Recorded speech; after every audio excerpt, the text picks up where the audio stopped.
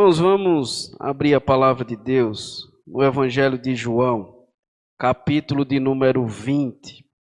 E vamos fazer a leitura dos versos de número 19 ao 29. João 20, o Evangelho de João, capítulo 20, verso de número 19 ao 29. Todos acharam? Amém. Sim, diz o Senhor em sua palavra, acompanhe atentamente a voz de Deus.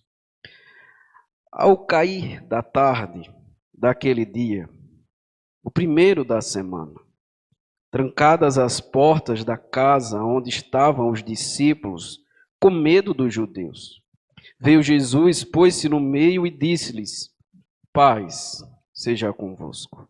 E dizendo isto, lhes mostrou as mãos e o lado. Alegraram-se, portanto, os discípulos ao verem o Senhor.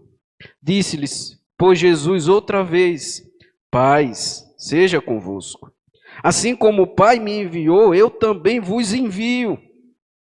E havendo dito isto, soprou sobre eles e disse-lhes: recebei o Espírito Santo.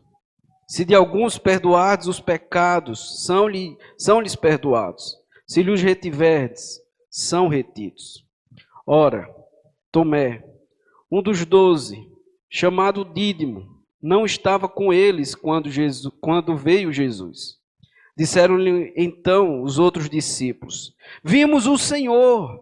Mas ele respondeu: se eu não vir nas suas mãos o sinal dos cravos, e ali não puser o dedo, e não puser a mão no seu lado, de modo algum acreditarei.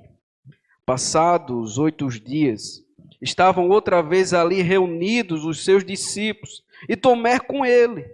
Estando as portas trancadas, veio Jesus, pôs-se no meio e disse-lhes: paz seja convosco. E logo disse a Tomé: põe aqui o dedo e vê as minhas mãos. Chega também a mão e põe no meu lado. Não sejais incrédulo, mas crente. Respondeu-lhe Tomé: Senhor meu e Deus meu. Disse-lhe Jesus: porque me viste e creste? Bem-aventurados os que não viram e creram. Amém. Palavra do Senhor. Vamos orar mais uma vez. Pai, graças te damos, Senhor, porque o Senhor se faz presente em nosso meio. E te rogamos que o Senhor fale conosco por meio do teu Santo Espírito. Abre o nosso entendimento, Senhor, nos consola, nos exorta, nos edifica para o louvor da tua glória. Em nome de Cristo, a quem oramos. Amém. Irmãos, conta-se que um certo pastor, certa vez chegou para pregar em uma pequena congregação, em um dia muito frio, muito chuvoso. Quase ninguém apareceu. Os bancos estavam praticamente vazios, o ambiente parecia desanimador. Um dos poucos irmãos que ali estava presente disse: pastor, talvez seja melhor cancelar o culto hoje. Mas o pastor respondeu: cancelar? E se Cristo vier ao seu povo hoje? Ele subiu ao púlpito e pregou como se a igreja estivesse cheia. Orou com fervor, cantou com reverência. Ao final disse: não foi um culto vazio. Cristo esteve aqui. Onde Cristo está presente, nunca é vazio. Por isso, irmãos, o autor desse evangelho é o apóstolo João. Um dos 12 apóstolos de Jesus, filho de Zebedeu, irmão de Tiago, pescador, antes de seguir a Cristo. E o propósito de João, ao escrever esse evangelho, é mostrar a divindade de Cristo para levar as pessoas à fé e à vida eterna. O próprio João, no final do capítulo de número 20, o verso 30 e 31, nos diz o seguinte: na verdade, fez Jesus diante dos discípulos muitos outros sinais que não estão escritos neste livro. Estes, porém, foram registrados para que creias que Jesus é o Cristo, o Filho de Deus, e para que crendo tenhas vida em seu nome. Além desse evangelho, João ele escreveu ainda 3 epístolas, onde ele também defendeu a divindade de Cristo e a sua encarnação, e o livro de Apocalipse, onde ele escreveu na ilha de Patmos. João foi o único apóstolo que morreu de velhice. Contudo, irmãos, ele também escreveu esse evangelho já no final da sua vida, em Éfeso, provavelmente no ano 85 a 95 depois de Cristo. Dito tudo isso, irmãos, eu gostaria de meditar com vocês essa noite. A presença de Jesus ressuscitado. Em primeiro lugar, irmãos, a presença de Jesus ressuscitado produz paz diante do medo. É que nós vamos ver agora, irmãos, do verso 19 a 20. Pelo menos no verso 19, a palavra de Deus nos diz o seguinte: ao cair da tarde daquele dia, o primeiro da semana, trancadas as portas da casa, onde estavam os discípulos, com medo dos judeus, veio Jesus, pôs-se no meio e disse-lhes: paz seja convosco. Se voltarmos a alguns versículos anteriores, principalmente no começo do capítulo 20, nós vamos ver Maria Madalena, juntamente com Maria, mãe de Tiago e Salomé, que foram aos sepulcros com aromas para embalsamar o corpo de Jesus. A pedra que trancava o túmulo tinha sido removida por um anjo e o corpo de Jesus não estava mais ali, conforme ele mesmo tinha previsto em Lucas 24, verso 7, onde nos diz que importa que o Filho do Homem seja entregue nas mãos de pecadores e seja crucificado e ressuscite no terceiro dia. Então, aquelas mulheres foram chamar Pedro e o apóstolo João para falar: olha, o corpo de Jesus não está mais ali, ele foi retirado, não está mais no sepulcro, não existe mais pedra. Correram então os apóstolos e só encontraram os lençóis, não viram o corpo e retornaram para casa. Enquanto Maria permaneceu junto à entrada do túmulo, chorando, até que o próprio Jesus, ressuscitado, aparece para Maria Madalena. E que eu acho aqui, irmãos, um fato tão interessante, que a primeira pessoa a ver Jesus ressuscitado foi uma ex-endemoniada, Maria Madalena. Perceba que não foi nem os 12 apóstolos, foi Maria Madalena, uma ex-endemoniada, que foi a primeira que viu Jesus ressuscitado. Não era uma endemoniada qualquer, ela tinha 7 demônios. Então a gente já vê a graça de Deus, a graça de Cristo em tudo isso. Porém, ela vai anunciar aos outros discípulos que se achavam ali tristes e choravam com a morte de Jesus, porém não acreditaram nela. Depois desses acontecimentos, nesse mesmo dia, no verso, irmãos, que acabamos de ler, o verso 19, provavelmente no começo da noite, Jesus vai aparecer para os discípulos que estavam em casa com portas trancadas com medo dos judeus. E aqui, irmãos, nós já percebemos que o dia que Jesus ressuscitou dos mortos e apareceu aos discípulos foi o primeiro dia da semana, que corresponde ao domingo. Uma tradução explicativa dessa passagem seria o primeiro dia após o sábado. Por isso a igreja cristã, irmãos, entendeu desde o início que não se deve mais guardar o sábado, e sim o domingo, pois foi nesse dia que Jesus ressuscitou, trazendo vitória sobre a morte. Um pai da igreja chamado Inácio de Antioquia, inclusive, vai falar sobre isso. Ele vai dizer o seguinte: aqueles que viviam segundo as antigas práticas vieram à nova esperança, não mais guardando o sábado, mas vivendo segundo o dia do Senhor, no qual também a nossa vida surgiu por meio dele. Ou seja, irmãos, o cordeiro que foi morto na sexta-feira, na cruz do Calvário, ressuscitou no domingo ao terceiro dia. O próprio João, inclusive, teve uma visão disso. Lá em Apocalipse 4:6, o próprio Senhor vai nos dizer: então vi, no meio do trono e dos 4 seres viventes, e entre os anciãos de pé, um cordeiro, como tendo sido morto. Ou seja, Cristo venceu a morte. Porém, irmãos, o estado dos discípulos aqui era não de entusiasmo, era de medo.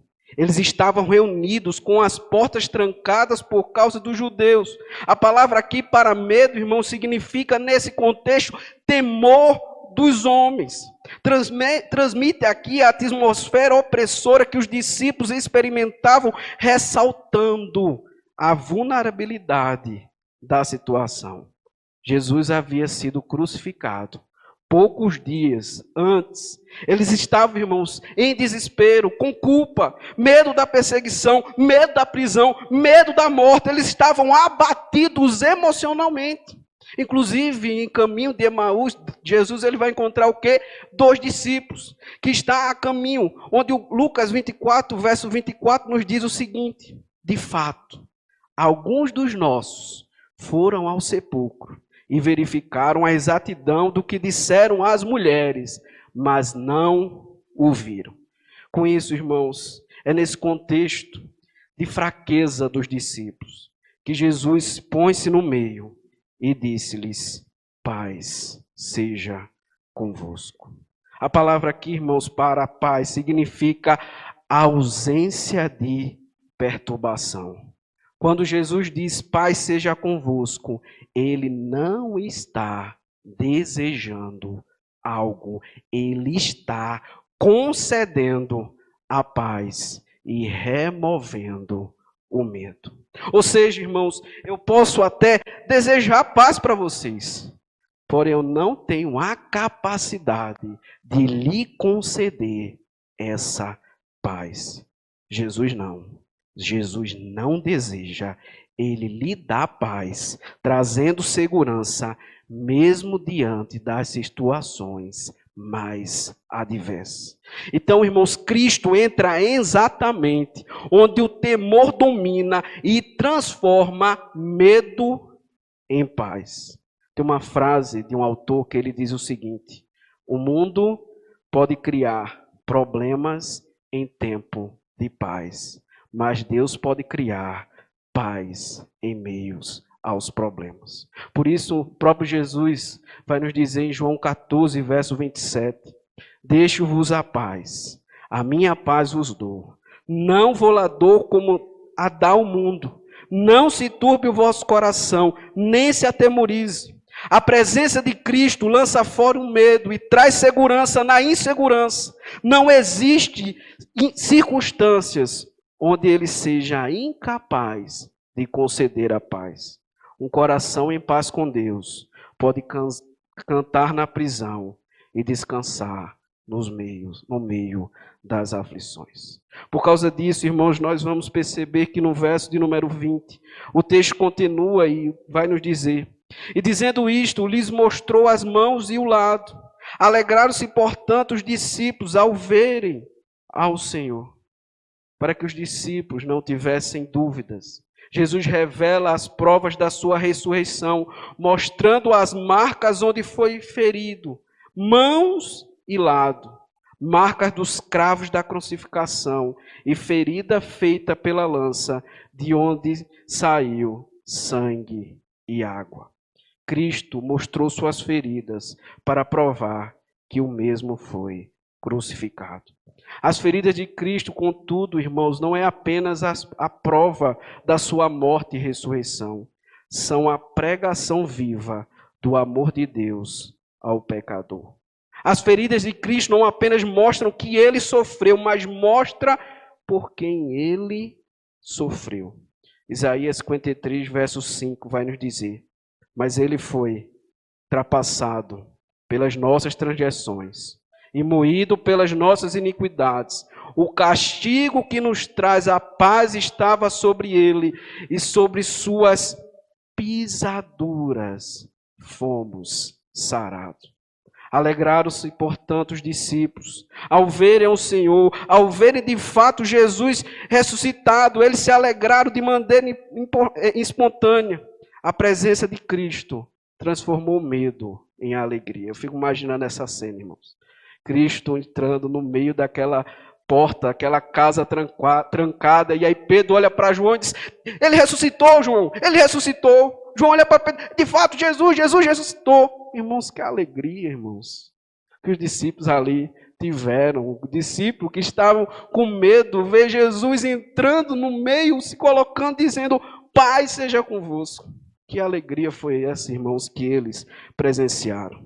Por causa disso, irmãos, o pecado nos separou de Deus, trazendo a si inimizade, medo, pavor, desespero, angústia, culpa, morte, condenação, portas trancadas.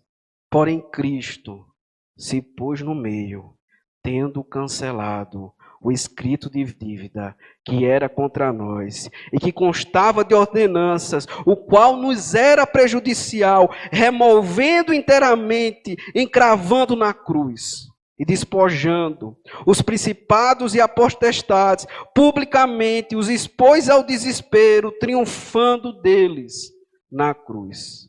Por causa disso, irmãos, a ressurreição de Cristo é a presença da paz com os homens. É a transformação do medo em alegria. É a vitória do amor contra o ódio.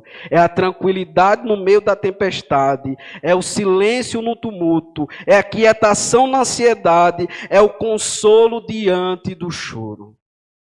A ressurreição de Cristo, irmãos, é a sua presença em nosso meio, onde tudo está chacoalhando e Ele está dizendo: o Pai seja convosco. Ele, irmãos, que remove o medo. É a sua paz no nosso coração.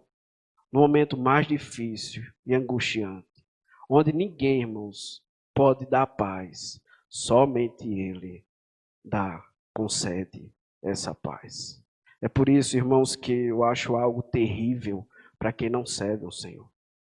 Imagine, irmãos, diante da tribulação, uma pessoa que não serve ao Senhor, como ela vai encontrar paz?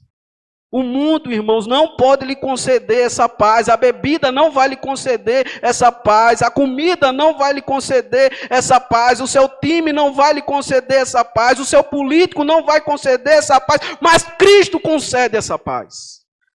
Ele, irmãos, retira o medo diante do mundo que não tem paz. Irmãos, essa paz somente Cristo pode conceder. Por causa disso, irmãos, em segundo lugar, a presença de Jesus ressuscitado produz avanço missionário. É o que nós vamos ver, irmãos, do verso de número 21 a 23.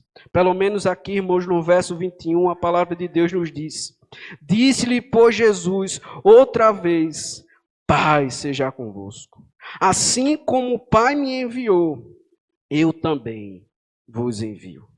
Jesus novamente diz para os discípulos: paz seja convosco. Porém, aqui o propósito é diferente. A primeira paz era para trazer conforto aos seus discípulos. Agora, esse conforto que os discípulos receberam de Cristo, eles deveriam levar ao mundo. Ou seja, abram as suas portas. Testemunhe sobre a minha ressurreição. Eu venci a morte. Proclame isso. Seja um canal de paz, de bênção para esse mundo que não tem paz. Por isso, irmãos, João 11:25 vai nos dizer: disse-lhe Jesus: eu sou a ressurreição e a vida. Quem crê em mim, ainda que morra, viverá. Então, Cristo, irmãos, primeiro Ele reconcilia, depois Ele envia. Ninguém é enviado antes de estar em paz com Deus. Ninguém deve pregar o Evangelho sem antes ser transformado por Ele. Irmãos, como é que a gente vai levar uma paz que a gente não tem? Por isso, primeiro, irmãos, Ele reconcilia o pecador que estava em inimizade com Deus, dando paz, para que esse pecador que recebeu a paz, ele possa transmitir a esse mundo. Irmãos, o que nós mais percebemos é o mundo sem paz.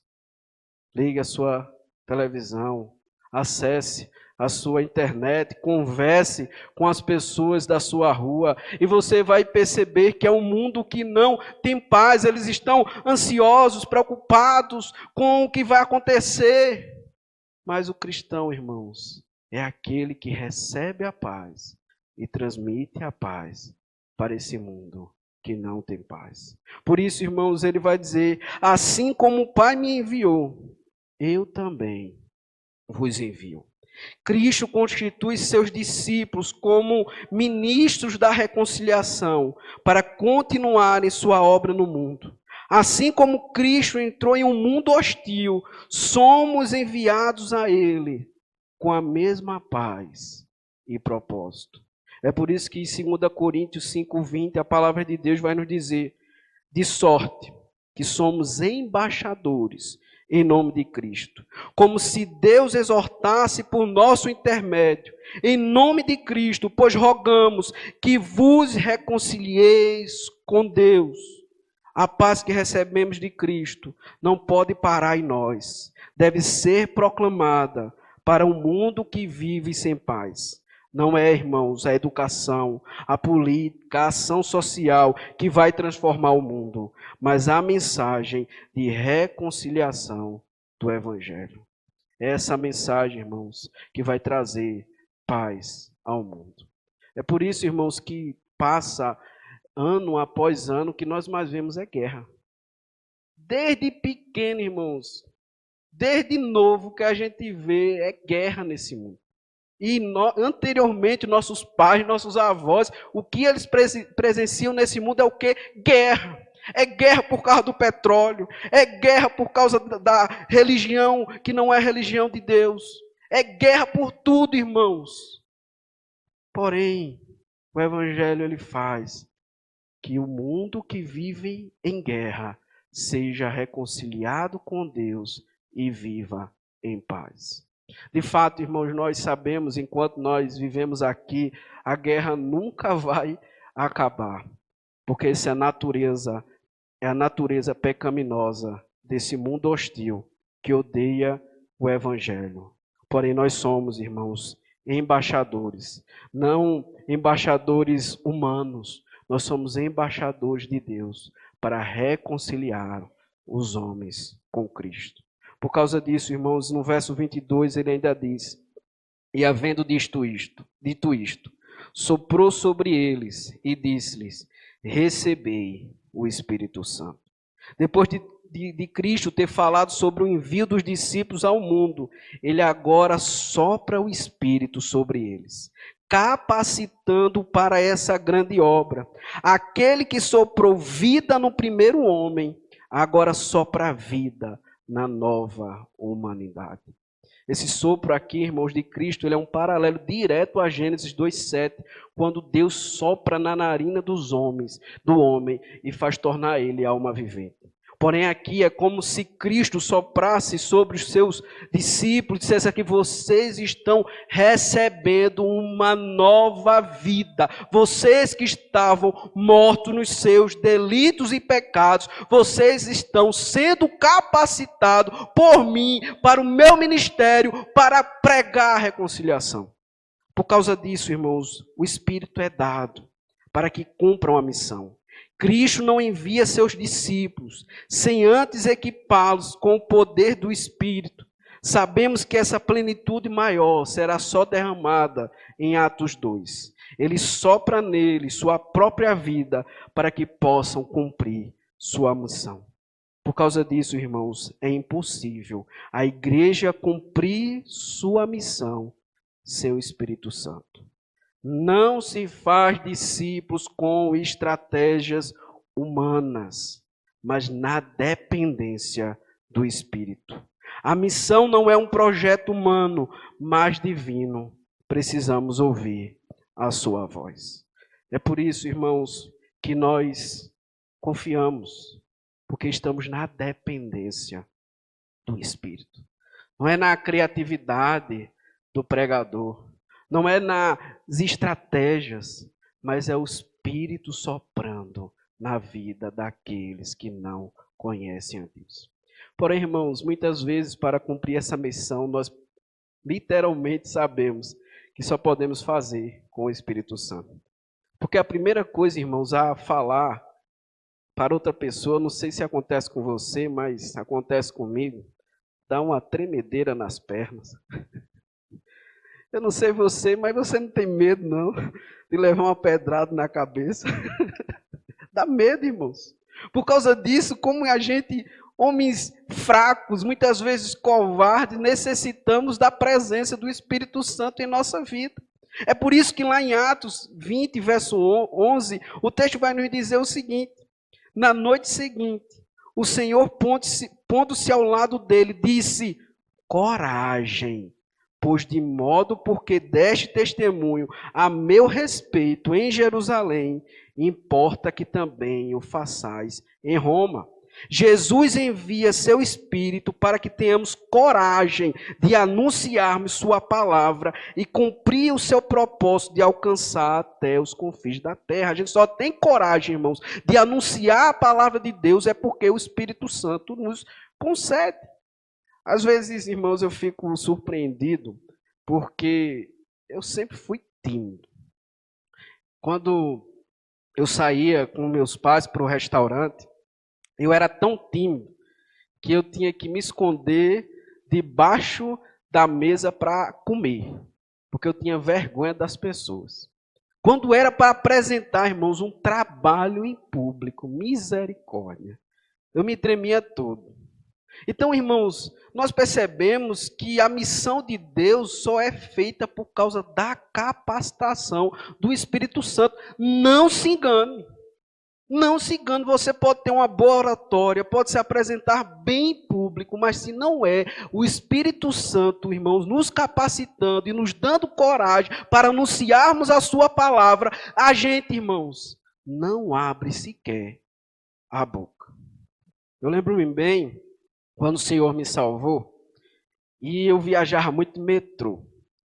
E aí eu disse: Senhor, me dá a oportunidade de falar para o povo aqui nesse metrô. E aí, certa vez, o pessoal lá da igreja fez um evangelismo no metrô. E aí eu estava lá junto, né? Mas eu só estava na parte lá da música, não cantando, né? Só acompanhando, porque se cantasse o negócio ficava feio. E aí o líder lá do jovem disse: olha, irmão Douglas, na próxima parada é tua vez. Rapaz, deu uma tremedeira nas minhas pernas, que eu só entrei, literalmente, no vagão do metrô porque eu fui empurrado. Porque minha perna, irmãos, travou. Eu não conseguia nem andar. E aí, na hora, graças a Deus, o Espírito Santo dá coragem, a gente abre a boca para falar de Jesus. Então não se ilude, irmãos. Falar de Jesus é necessário a capacitação do Espírito Santo. Por isso, irmãos, não confiemos na nossa força, não confiemos em nós mesmos, sejamos dependentes do Espírito Santo de Deus. No verso de número 23, irmãos, ele diz: se de alguns perdoados os pecados, são-lhes perdoados, se os retiverdes, são retidos. Jesus aqui, irmãos, não está dizendo que a igreja ou homens podem perdoar pecados, algo que só pertence a Deus. Porém, que a igreja anuncia: se você crê, seus pecados são perdoados. Se você rejeita, permanece em seus pecados. A igreja é o instrumento pelas quais Deus declara o perdão, não é a sua causa. Nós não perdoamos pecados, irmãos. Nós declaramos o perdão de Deus. É isso que Marcos 16, verso 15 e 16 vai nos dizer. E disse-lhes: ide por todo o mundo e pregai o evangelho a toda criatura. Quem crê e for batizado será salvo. Quem, porém, não crê será condenado. Por causa disso, irmãos, a presença de Jesus ressuscitado na igreja é fundamental para o avanço missionário. A igreja só cresce por causa de Jesus. É Ele quem envia, é Ele que capacita, é Ele que concede a mensagem. Evangelizar não é evento, evangelizar não é entretenimento, evangelizar não é programação. É Jesus, por meio do seu Espírito, dado à sua igreja, avançando o seu reino nesse mundo, que luta contra o Evangelho. Por causa disso, irmãos, vá. Se você recebeu o Espírito Santo de Deus, vá, que ele lhe capacita. Não se iluda achando que falar de Jesus é para aqueles que falam bonito. Não, irmãos. Se a gente parar para pensar, pelo menos no meu caso, a primeira pessoa que falou de Jesus para mim, não conhecia John Knox, não conhecia Calvino, não conhecia nenhum desses teólogos, Hernando Dias Lopes, Augusto Nicodemos, ela apenas abriu a boca e falou de Jesus. Uma analfabeta, uma mulher que nem muito tinha leitura. Fale de Jesus do jeito que o Senhor lhe chamou.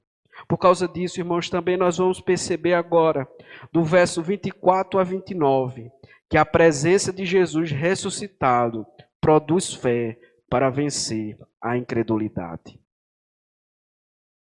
O verso, irmãos, de número 24, o texto nos diz o seguinte: Ora, Tomé, um dos 12, chamado Dídimo, não estava com eles quando veio Jesus. O apóstolo João agora destaca a ausência de Tomé na primeira aparição da ressurreição de Jesus. Não sabemos aqui, irmãos, o motivo da sua ausência, porém sabemos que o coração de Tomé já alimentava dúvidas no Senhor. Porque lá em João 11, verso 16, quando chega a notícia de que Lázaro está doente, no verso 16, vai dizer o seguinte: Então Tomé, chamado Dídimo, disse aos discípulos: Vamos também nós para morrermos com ele. Ou seja, essa dúvida de Tomé não nasceu agora. Estava com ele há bastante tempo. E muitas vezes carregamos dúvidas em nosso coração que é revelada diante das pressões. Por isso o Senhor permite situações em nossas vidas para trabalhar em nossa fé. Irmãos, Tomé andava com Jesus, viu os milagres de Jesus, mas mesmo assim ele, em certo momento, duvidou, como duvidou agora da ressurreição de Jesus. E é na pressão, irmãos, como somos chacoalhados pelo Senhor, que muitas vezes a nossa fé é provada, como foi o caso de Tomé. Por causa disso, irmãos, no verso 25, o texto ainda continua. Disseram então os outros discípulos: Vimos o Senhor. Mas ele respondeu: Se eu não vi nas suas mãos o sinal dos cravos, e ali não puser o dedo, e não puser a mão no seu lado, de modo algum acreditarei. Tomé não queria apenas ouvir, ele queria ver com os seus próprios olhos e tocar para crer. O ponto aqui, irmãos, a fé não é irracional. Não quer dizer que seja pecado ter dúvidas. Porém, quando a dúvida se torna incredulidade, se torna pecado, como foi o caso de Tomé. A ausência aqui, irmãos, de Tomé, na primeira aparição de Jesus, contribuiu ainda mais para alimentar seu coração duvidoso. Por isso, entenda, faltar aos cultos sem motivo vai gerar em nossas vidas o afastamento da fé, pois é na comunhão com os irmãos que Cristo se faz presente. Irmãos, isso é muito notório. Com 11 anos de igreja, já percebi algumas coisas. As pessoas mais incrédulas são aquelas que mais faltam os cultos. As pessoas que mais reclamam são aquelas que faltam os cultos. E aí, irmãos, estava falando hoje pela manhã exatamente sobre o fato que Cristo se faz presente em nosso meio todo culto. E vai agindo em nosso meio, transformando a nossa vida. Mas só que um coração incrédulo que se afasta da comunhão entre os irmãos não vai acreditar no mover de Deus na vida do seu povo. Imagina só, irmãos, uma pessoa que estava aqui caminhando a vida toda e acaba por um momento específico se afastando e às vezes vê uma pessoa que é do mundo e vive uma vida embriagada, uma vida de prostituição. Daqui a pouco Deus toca no coração daquela pessoa, transforma aquela pessoa. Quem é o primeiro, irmãos, que vai duvidar? Fulano, alcançado pelo Senhor. Ele não. Ele não, pode ser qualquer pessoa, ele não.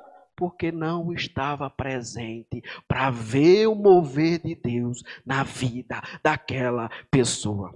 Por causa disso, irmão, não existe homem ou mulher que não seja alcançado pelo Senhor, transformado pelo Senhor, renovado pelo Senhor. Na verdade, muitas vezes a nossa fé é pouca, como a de Tomé. É porque nós não estamos presentes e vendo Deus trabalhar na vida das pessoas, irmãos. Isso é quando Cristo se faz presente, mudando as nossas vidas. E aí, irmãos, não é o simples elogio, é a nossa vida transformada. Porque a Bíblia também nos diz, irmãos, que Herodes gostava muito de ouvir os sermões de João Batista. Só teve um problema: Herodes cortou a cabeça de João Batista. E o ponto aqui, irmãos, não é um simples fato de dizer que pregação, que sermão, é o Espírito Santo por meio de Cristo transformando a nossa vida. É isso que faz Cristo presente em nosso meio.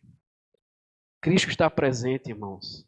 Nós não podemos permanecer do mesmo jeito. É quando Cristo aparece. Por isso, irmãos, no verso de número 26 ainda. Passados agora 8 dias, no primeiro dia também da semana, estavam outra vez ali reunidos os seus discípulos e Tomé com ele. Estando novamente as portas trancadas, veio Jesus, pôs-se no meio e disse-lhes: paz seja convosco. No domingo, irmãos, Jesus apareceu novamente para os seus discípulos, que estavam reunidos com as portas trancadas. E a fé dos discípulos ainda estava em processo e ainda havia fraqueza, mesmo após a aparição. É exatamente, a nossa fé é a mesma fé dos discípulos. Jesus faz um milagre hoje, a gente quer um novo milagre, porque senão a gente não acredita. E por isso que a nossa fé, irmãos, é diária. Cristo precisa aparecer diariamente para tratar com as nossas fraquezas espirituais.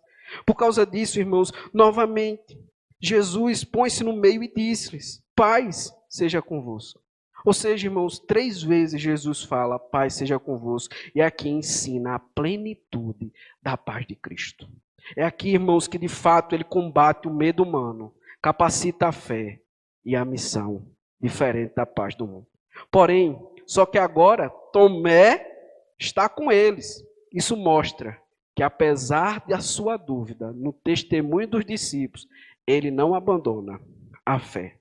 Tomé mostra que a incredulidade humana pode ser pecaminosa, mas quando confrontada pela revelação de Cristo, ela leva à revelação da fé verdadeira. Por causa disso, irmãos, é aqui, no meio do povo de Deus, onde a fé é fortificada, por meio da pregação, por meio dos sacramentos. É onde Cristo, ressuscitado, alimenta seus filhos. No verso de número 27, Jesus vai dizer a Tomé: põe aqui o dedo e vê as minhas mãos. Chega também a mão e põe no meu lado. Não sejais incrédulo, mas crente. Jesus exorta a Tomé a acreditar, destacando a importância da fé e crença na ressurreição. Não sejais incrédulo, mas crente. O sentido original é: não permaneças em resistência à verdade revelada. Em vez disso, crê e confia plenamente em mim. Irmãos, muitas vezes nós estamos como Tomé, resistindo à verdade revelada de Cristo. E aí, Cristo diz: não seja incrédulo, seja crente, confie em mim. Há tanto tempo, Tomé, você caminha comigo e continua duvidando. Deixa de ser incrédulo e confia. A incredulidade de Tomé tem raízes antigas, mas não é obstinação final. Ela é uma tendência humana natural à dúvida que Cristo transforma em confissão de fé e confiança plena. Veja agora, irmãos, que confissão linda de Tomé no verso 28. Respondeu-lhe Tomé: Senhor meu e Deus meu. Tomé, irmãos, que inicialmente duvidava da ressurreição de Jesus, tem um encontro transformador com o Senhor ressuscitado. A declaração de Tomé, meu Senhor e meu Deus, é notável. Pois Tomé não aceita apenas aqui a ressurreição, mas também a divindade de Cristo. É como se Tomé estivesse de fato dizendo: Tu és o Deus encarnado. Tu é aquele cheio de glória e majestade que morreu em nosso lugar e ressuscitou ao terceiro dia. Tu és o meu Deus. Veja, irmãos, eu fico olhando, para os testemunhos de Jeová. Mostra esse texto para o testemunho de Jeová, que diz que Jesus não é Deus. Tomé, a confissão mais forte de que temos na Escritura Sagrada de Jesus é Deus, é de um ex-incrédulo. É daquele que duvidava. Tu és, Senhor meu, Deus meu. Então esse versículo é a confissão mais alta de fé. Cristo é Deus e Senhor. Tomé é o exemplo de que a fé pode nascer até de que começou com incredulidade, mas se abriu a revelação de Deus. Irmãos, tamanha foi a restauração da fé de Tomé, que segundo a tradição cristã mais antiga, Tomé foi para a Índia pregar o evangelho. Lá ele teria convertido muitas pessoas, inclusive membros da realeza, e que gerou perseguição.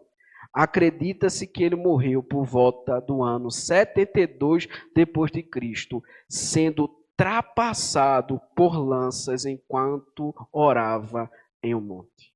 Ou seja, aquele, irmãos, que pediu a marca de Jesus ao lado, foi transpassado por uma lança. Aquele que duvidava morreu. E aqui é o que eu acho interessante, irmãos. Como é que a pessoa, irmãos, pode duvidar do negócio desse? Como é que a pessoa pode duvidar da palavra de Deus, do testemunho do Evangelho, sabendo que homens entregaram a sua própria vida por uma mentira? 12 apóstolos, tirando o apóstolo João, morreram de tal forma. Então veja a restauração, irmãos. E aí, irmãos, a gente precisa ter paciência. Muitas vezes a gente tem, vamos dizer assim, pensamentos errados. Muitas vezes a gente acha, diz assim, não, aquela pessoa, não, ela não é meio lá, meio cá. Irmãos, tenha paciência. O homem aqui que andava com Jesus foi restaurado a tal ponto que entregou a sua vida por ele. Irmãos, como nós precisamos aprender com Jesus. Jesus poderia ter destruído aqui Tomé. Lá na frente, Jesus poderia ter destruído o próprio Pedro também. Mas ele não destrói, irmãos. O Evangelho não destrói. O Evangelho restaura. O Evangelho transforma. Nós somos pecadores imperfeitos, que necessitamos diariamente sermos restaurados pelo Senhor constantemente. A nossa força, irmãos, vem do Senhor. Se estamos aqui, irmãos, é porque nós fomos restaurados por Ele. Imagine, irmãos, se diante das nossas lutas, dúvidas, incredulidades, medos, angústias, nós fôssemos destruídos pelo Senhor. Mas Deus não faz, irmãos, como um homem. Ele restaura novamente. Nós precisamos, irmãos, aprender com Cristo e aprender a restaurar aqueles que caíram. Nós não somos diferentes, irmãos. Se não é a graça de Cristo restaurando a nossa vida, quem somos nós? Por isso, irmãos, a igreja não é um tribunal. A igreja, irmãos, é um hospital. Não é lugar, irmãos, de julgamento. É lugar de restauração. Por isso, irmãos, no verso 29, já caminhando para o final, Jesus vai dizer: porque me viste e creste, bem-aventurados os que não viram e creram. Cristo ressalta a diferença entre fé baseada em prova e fé baseada em confiança. Jesus declara que aqueles que não veem, mas creem, são bem-aventurados, pois a fé não depende de experiência sensível. Hebreus 11:1 vai nos dizer o que é fé. Ora, a fé é a certeza de coisas que se esperam, a convicção de fatos que se não vê. Tomé precisou de prova, mas Cristo ensina que a verdadeira bem-aventurança é para os que creem pela revelação sem ver. É um chamado para a fé viva, confiante e obediente à palavra. Por causa disso, irmãos, a presença de Jesus ressuscitado tira-nos da incredulidade. Se Jesus, irmãos, está presente em nosso meio nessa noite, se você tem duvidado, se você tem sido incrédulo, Cristo quer restaurar a sua fé novamente. Olhe para Ele, irmãos, e Ele irá restaurá-lo. Felizes são os que não viram e creram. A fé não depende da experiência física, mas da confiança na palavra de Deus e na obra de Cristo. Não sejamos incrédulos, mas crentes. Por fim, irmãos, algumas aplicações para concluirmos. Primeiro, a presença de Cristo ressuscitado produz paz diante do medo. A presença de Cristo não é a garantia de que não teremos aflições. Se alguém disse para você, é mentira. No mundo teremos aflições, mas tendo bom ânimo, eu venci o mundo. Lutas virão, vales virão, desertos virão. Mas irmãos, a garantia que teremos descanso em tudo isso. E aí, irmãos, eu acho algo formidável que uma das primeiras palavras que Esté aprendeu, sabe qual foi? Medo. E algo interessante que ela faz assim, papai, medo. Papai, eu estou com medo. E aí ela pega a minha mão e sai me carregando, mostrando assim, por mais que eu esteja com medo, o Senhor me dá segurança. Da mesma forma, irmão, a presença de Cristo produz paz diante do medo. Sei que você, irmãos, pode estar me acompanhando também, está com medo com tudo o que está acontecendo. Mas Cristo lhe carrega nesse momento e lhe dá segurança. Por causa disso, irmãos, em segundo lugar, a presença de Jesus ressuscitado produz também avanço missionário. A presença de Jesus é a garantia que bom conselho será alcançado. O que deve impulsionar a igreja em missões não é a localidade, não são os recursos financeiros, não é a criatividade, mas a certeza que assim como Jesus foi enviado, nos envia para pregarmos que o seu evangelho perdoa pecados. Irmãos, o envio missionário não está, irmãos, nos recursos financeiros, nem na localidade. Às vezes a gente fica isso, não, aquele lugar é muito duro, aquele lugar não, aquilo não. Irmãos, se Jesus nos ressuscitou e nos enviou, é sucesso na missão. Cristo ressuscitou, irmãos, Ele nos envia, Ele nos deu o seu Espírito, Ele soprou sobre nós, então Ele disse, apenas vá e pregue. É sucesso garantido, irmãos. Não é, e aí às vezes eu fico preocupado, porque às vezes as pessoas acham que o sucesso está na metodologia. Não que necessariamente, não, ponto aqui, não é pecado ter método, não é pecado ter programação, não é isso que eu estou dizendo. Mas o sucesso não está nisso. O sucesso está em Jesus ressuscitado. Se Ele enviou a igreja, nós devemos cumprir. Então a missão. Então apenas vá.